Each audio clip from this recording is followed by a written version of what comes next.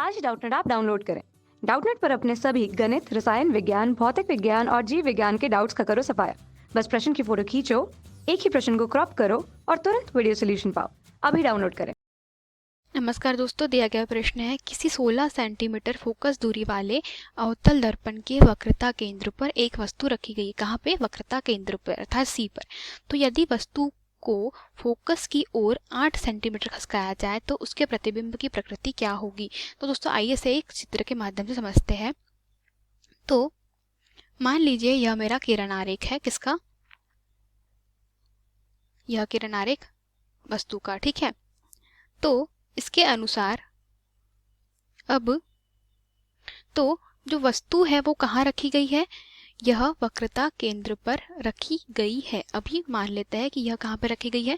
वक्रता केंद्र पर रखी गई है। तो इससे बनने वाला जो प्रतिबिंब होगा वह कहाँ होगा? हमें पता है दोस्तों, यह वक्रता केंद्र पर ही बनेगा, उल्टा वस्तु के बराबर। ठीक है, ए डैश, इसका नाम दे देती हूँ मैं बी डैश। तो ये हो जाएगा मेरे पास में ए डबल डैश, और बी डबल डैश इसका क्या है? प्रतिबिंब है। अब चूंकि क्या किया गया है, इसे 8 सेंटीमीटर कहाँ खसका दिया गया है? फोकस की तरफ खसका दिया गया है। ठीक है, और हमें पता है दोस्तों जो आर्क होता है वह क्या होता है? 2f के बराबर होता है। f कितना दिया गया है? 16 दिया गया है। तो 2 कितना हो जाएगा? तो टोटल वक्रता त्रिज्या कितनी जाएगी? 32 सेंटीमीटर। अर्थात r से लेकर के जो p तक की दूरी है वो कितनी है? 32 सेंटीमीटर। और ये हमारा अवतल दर्पण है।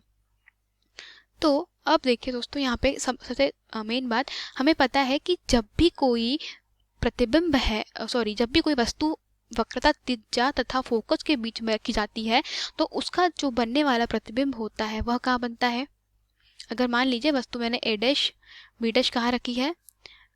आर और एफ के बीच में रखी है, तो इससे जो बनने वाला प्रतिबिंब होता है वह कहाँ बनेगा? वह 2f तथा अनंत के बीच में बनता है। ठीक है, तो जहां पर भी ये दोनों पॉइंट जो इंटरसेक्ट करेंगे, ठीक है, तो ये थोड़ा और लंबा हो जाएगा। तो मान ली ये थोड़ा सा, तो प्रतिबिंब कहाँ बनता है? प्रतिबिंब बनता है 2f तथा r के जो 2f और r के बीच में। ठीक है, या हम लोग कह सकते हैं यह बनता है C तथा अनंत के बीच में। इसका क्या बनेगा? चित्र बनेगा। तो इसके अनुसार अगर इसको हम लोग आवर्धन के रूप में दिखाए तो किस तरीके से? ठीक है, और यदि उस वस्तु को फोकस की ओर 8 सेंटीमीटर खसकाया जाए, ठीक है, ये f है, ये r है, और f का मान कितना दिया हुआ है? 16 सेंटीमीटर दिया गया है।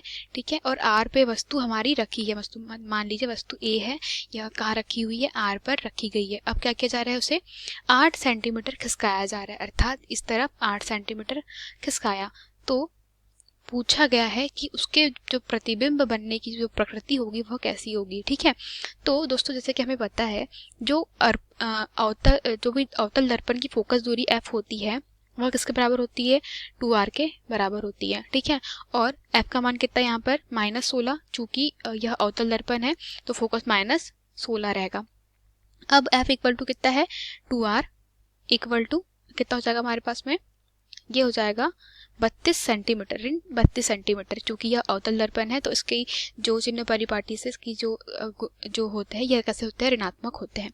ठीक है, अब वस्तु को फोकस दूरी की ओर, ठीक है, खसका रहे हैं हम लोग। कितना? 8 सेंटीमीटर, जैसे कि आप देख सकते हैं 8 सेंटीमीटर कैसा किया गया? खसकाया गया। और चूंकि यह चिन्ह परिपाटी से इसकी जो फोकस दूरी है वो कैसी है? ऋणात्मक है। तो अब देखिए जो u है, ठीक है, तो अब u का मान कितना हो जाएगा?